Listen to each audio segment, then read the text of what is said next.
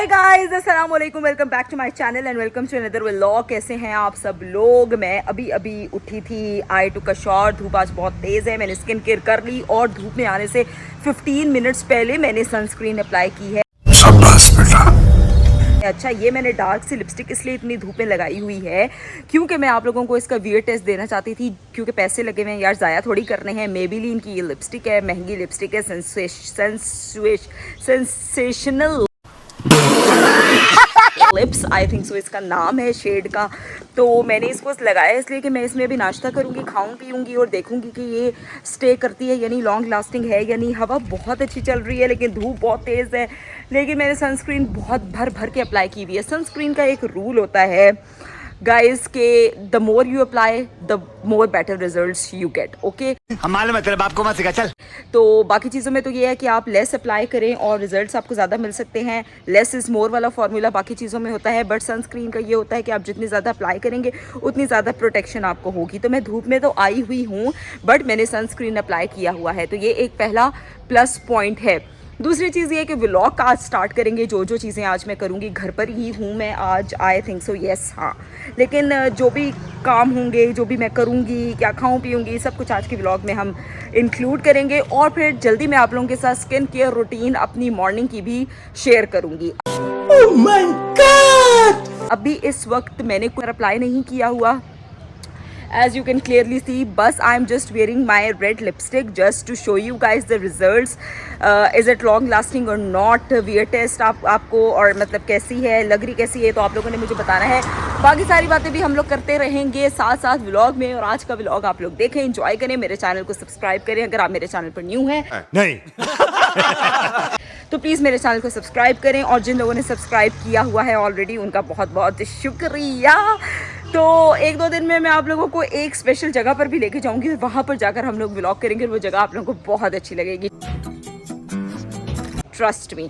सो चले अंदर चलते हैं। बातें बहुत ज़्यादा हो गई हैं, गर्मी भी बहुत ज़्यादा है, धूप भी बहुत ज़्यादा है, so stay tuned. So guys, मैं अंदर आ गई हूँ। चले अब व्लॉग को शुरू करते हैं और मैं क्या करूँगी, कैसे स्टार्ट करूँगी आज का व्लॉग, सब कुछ देखते हैं। तो सबसे पहले तो चलिए शुरू करते हैं। मुझे आया हुआ है एक पार्सल, इसकी हम लोग करेंगे अनबॉक्सिंग। और मैंने मंगवाया था ट्राइपॉड स्टैंड, क्योंकि यार मुझे अकेले वीडियोस शूट करनी होती हैं और समटाइम्स मेरा दिल कर रहा होता है कि मैं सनलाइट में जाकर आप लोगों के लिए वीडियोस बनाऊं, और उसके लिए फिर यही है कि सामने स्टैंड होना बहुत ज़रूरी है। एक छोटा ट्राइपॉड तो मेरे पास ऑलरेडी है, जो मैंने सामने वैनिटी पे रखा होता है। जब मैं स्किन केयर की कोई इस तरह की वीडियोज शूट कर रही होती हूँ तो वो उसमें बहुत काम आ जाता है, बट मुझे एक बड़ा और अच्छा ट्राइपॉड चाहिए था। अच्छा, जो मैंने ऑर्डर कर लिया फिर, और ताकि मैं आप लोगों को, हाँ, सून मैं आप लोगों को ड्रेस डिज़ाइनिंग वाली वीडियो दिखाऊंगी अपनी समर की। तो और भी बहुत सारी चीज़ें, कलेक्शंस वगैरह सब कुछ दिखाना होता है, तो यार ट्राइपॉड की बहुत ज़रूरत थी। सो मैंने वो ऑर्डर कर लिया, ज़रूरत की चीज़ थी तो ले ली। सेकेंड ऑफ ऑल, अब हम इसको अनबॉक्स करेंगे। आईफोन को अच्छे तरीके से होल्ड कर सकता है, ग्रिप इसकी अच्छी है कि नहीं है, सब कुछ देखेंगे। So stay tuned in the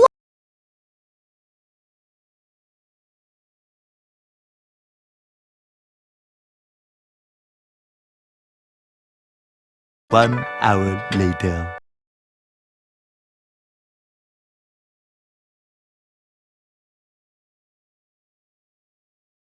One eternity later.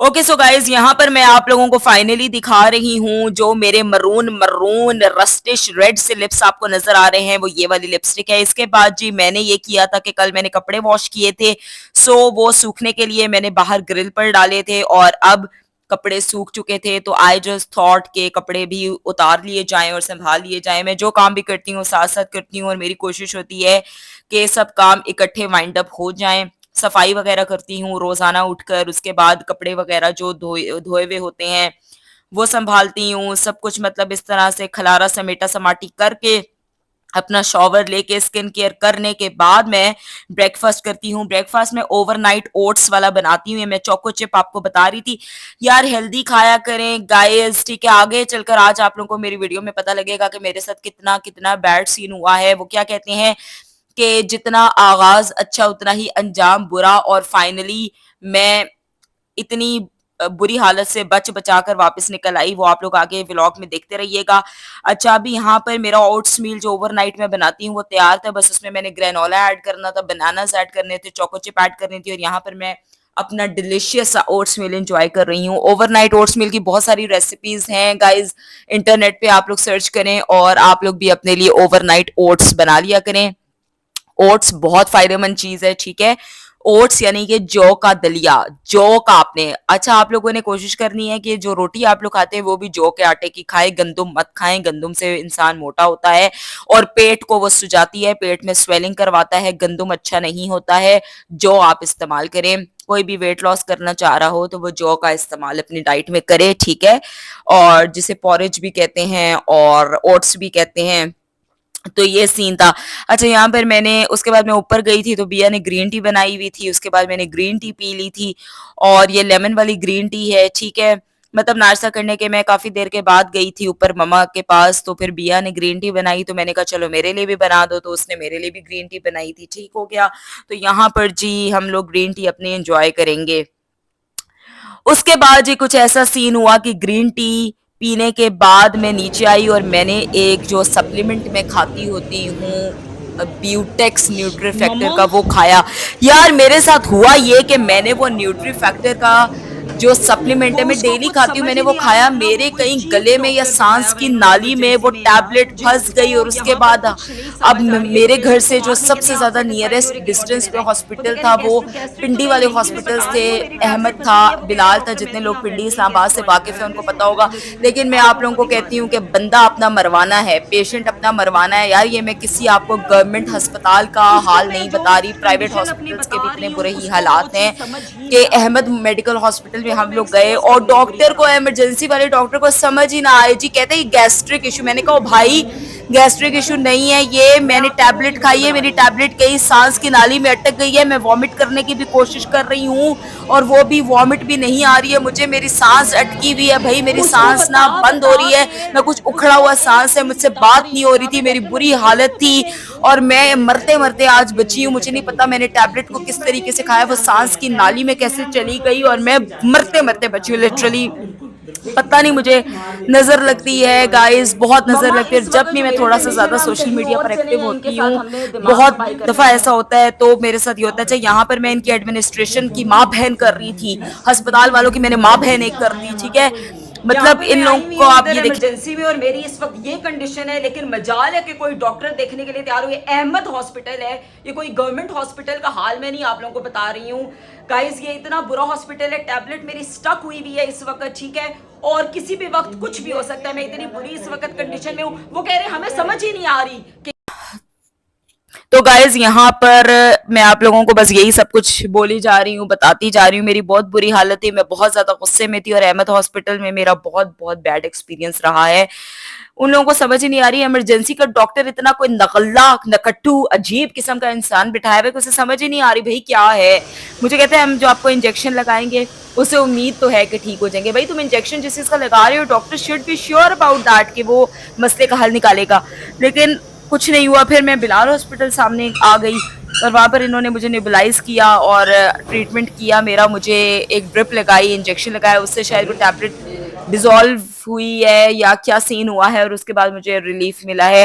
लेकिन ट्रस्ट मी गाइस, मेरी आज जो हालत रही है कि आप सोच नहीं सकते कि मेरी क्या हालत हुई है। तो जब भी टैबलेट्स वगैरह लें, कुछ टैबलेट्स बहुत खुश्क होती हैं, पहले भी पानी पिए और उसके ऊपर से भी पानी पिए और कोशिश करें कि गोली को क्रश करके आप लें तो वो ज्यादा बेहतर है। लेकिन बहुत मेरी बुरी हालत हुई है, बस किसी की दुआओं से अल्लाह ताला ने मेहरबानी की, करम किया और मेरी बचत हो गई, वरना गोली अटकी हुई थी बीच में, सांस की नाली में कहीं चली गई थी, क्या सीन हुआ था मुझे कुछ भी अभी तक still I am just figuring it out कि मेरे साथ हुआ क्या है, लेकिन मुझे समझ नहीं आई है। तो यहाँ पर आप लोग मेरी कंडीशन देखें, मैं सुबह कितनी चिल और कितनी फ्रेश और हशाश बशाश उठी थी और यहाँ पर एकदम से मैं झाग की तरह बैठ गई। ये होता है जी नजरे बद का अंजाम, नजर लगती है नजर। सो गाइस, आज मेरे साथ बहुत ज्यादा बैड सीन हुआ था, मेरी अभी भी तबीयत पूरी तरह से स्टेबल नहीं है, but still I am fine, I am okay, अल्हम्दुलिल्लाह। कोई अब घबराने की बात नहीं है। मुझे नहीं पता कि मैं सप्लीमेंट्स लेती रहती हूँ, जैसे ब्यूटेक्स हो गया, न्यूट्रीफैक्टर का, बोनेक्स डी हो गया, बायोटेन प्लस हो गया, लाइपोजेन हो गया, ग्रीन टी कॉम्प्लेक्स हो गया, इनके बहुत सारे सप्लीमेंट्स अच्छे हैं। आई डोंट नो मेरे साथ क्या हुआ, मुझे स्टिल अभी तक समझ नहीं आ रही कि मैंने वो टैबलेट ली, मैंने उसके ऊपर से इतना पानी पिया, उसके बाद मेरी ऐसी हालत हुई मरने वाली कि मैं वॉमिट करना चाहूँ, मुझे वॉमिट ना आए। मुझसे इवन कि मैं ड्राइव भी नहीं कर पाई थी। मैं छोटी सिस्टर को कहा कि तुम ड्राइव करो और हॉस्पिटल लेकर चलो। तो हम लोग का जो नियरेस्ट जो जगह हमें सूट कर रही थी वो पिंडी कर रहा था, और पिंडी के अस्पताल जो है ना वो नियरेस्ट दो थे, अहमद था और बिलाल था। लेकिन बिलाल का के हालात फिर भी बेहतर है, but Ahmed is a big no no no. ठीक है, तो बहुत बुरा हॉस्पिटल है। सीरियसली अगर आप किसी पेशेंट को इमरजेंसी में लेकर जाते हैं अहमद मेडिकल, तो आप किसी भी चीज के लिए तैयार है। मतलब कि सरकारी अस्पतालों का तो बुरा हाल सुना था, लेकिन इस तरह के हॉस्पिटल्स का भी ये हाल होगा, ये बहुत ज्यादा अलार्मिंग सिचुएशन है। और बहुत ज्यादा दुख भी होता है यार कि जो लोग अफोर्ड नहीं कर सकते या जिन लोगों को इमरजेंसी में किसी भी जगह पर पहुंचना होता है, उनके लिए कितनी आप देखेंगे मुश्किल है और कितना। और मैं सीरियसली ट्रस्ट में, मुझे अचानक से क्या हुआ, देखें बहुत सारी नजरें आपको देख रही होती है। आप यकीन करें, स्नैप पर मेरे 1.5 लाख फॉलोअर्स हैं। मैंने स्नैप इसीलिए छोड़ा था, मुझे बहुत नजर लगती थी, बहुत ज्यादा। और ट्रस्ट मी गाइस, मैं जब थोड़ा सा एक्टिव होती हूँ सोशल मीडिया पर, अपनी चीजें दिखा रही होती हूँ, खुश होने की कोशिश करती हूँ, खुश रहने की कोशिश करती हूँ, ऐसे कोई मनहूस नजर मुझे लगती है। और हमेशा मेरे साथ ईगल आइज का बहुत मसला रहा है, बैड नजर का, नजर बद का। और मुझे नहीं पता कि ये कौन लोग होते हैं, हासिदीन होते हैं, मुनाफिकीन होते हैं। अल्लाह ताला सबको हासिदीन के, मुनाफिकीन के, दुश्मनों के शर से महफूज रखे, और खुसूसन मुझे अल्लाह ताला महफूज रखे। आप लोगों ने भी दुआ करनी है, क्योंकि अपने होते हैं, अपने रिश्तेदार होते हैं जो आपको बहुत बुरी नजरों से देख रहे होते हैं, अपने होते हैं जो आपको बहुत बहुत बुरी नजरों से देख रहे होते हैं, और अपने होते हैं जो बहुत ज्यादा जेलस होते हैं। और मुझसे हमेशा अपनों ने दुश्मनी की है, मुझसे हमेशा अपनों ने हसद की है, और मुझे हमेशा अपनों की वजह से चोट पहुंची है। तो ट्रस्ट मी गाइस कि आपके अपने, आपके रिश्तेदारों को कोई फर्क नहीं पड़ता आप कहाँ जा रहे हैं, कहाँ से आ रहे हैं, क्या घूम फिर रहे हैं, अच्छा पहन रहे हैं, अच्छा खा रहे हैं, गैरों को नहीं फर्क पड़ता, अपनों को फर्क पड़ता है। और अपनों को फर्क इस तरीके से पड़ता है कि अपने जेलस होते हैं, और इंतहा के जेलस होते हैं। ये जेलसी है, ठीक है। मैं सुबह इतने अच्छे मूड में उठी थी, इतने टाइम से मैं अजीब अजीब से ख्वाब भी देख रही हूँ। कभी मैं ख्वाब में कौवा देखती हूँ काले रंग का, कभी मैं सांप देखती हूँ, कभी मैं ख्वाब में क्या देखती हूँ, ठीक है, मुझे नहीं पता कि क्या हो रहा है। हालांकि मैं सदके वगैरह भी देती रहती हूँ, तो ये नजर होती है। अब मैंने गोली खाई, मैं रोज गोली खाती हूँ, मुझे कुछ नहीं होता। आज मैंने गोली खाई तो मैं मरते मरते बची हूँ। ट्रस्ट मी गाइस, मेरी ऐसी हालत थी कि मैं आप लोगों को एक्सप्लेन नहीं कर सकती। सो ये था जी आज का ब्लॉग। अगर आप मेरे चैनल पर न्यू हैं, मुझे देख रहे हैं, सुन रहे हैं, तो प्लीज काइंडली मेरे चैनल को सब्सक्राइब करें, मुझे सपोर्ट करें, मेरी वीडियोस को लाइक शेयर कर दिया करें। मैं यूट्यूब पर अपनी एक फैमिली बनाना चाहती हूँ, जैसे मैं दुख सुख शेयर कर सकूं, अपनी बातें कर सकूं, उनके साथ हंसी मजाक कर सकूं, ठीक है। ट्रस्ट मी गाइस, हर हंसता चेहरा अंदर से हंसता हुआ या खुश नहीं होता। हर हंसते चेहरे के पीछे बहुत सारे काम होते हैं, बहुत सारे दुख होते हैं। जब मेरी यूट्यूब फैमिली बन जाएगी तो मैं बहुत सारी चीजें आप लोगों के साथ शेयर किया करूंगी। So I love you guys so much. Please subscribe to my channel. Take care. Allah.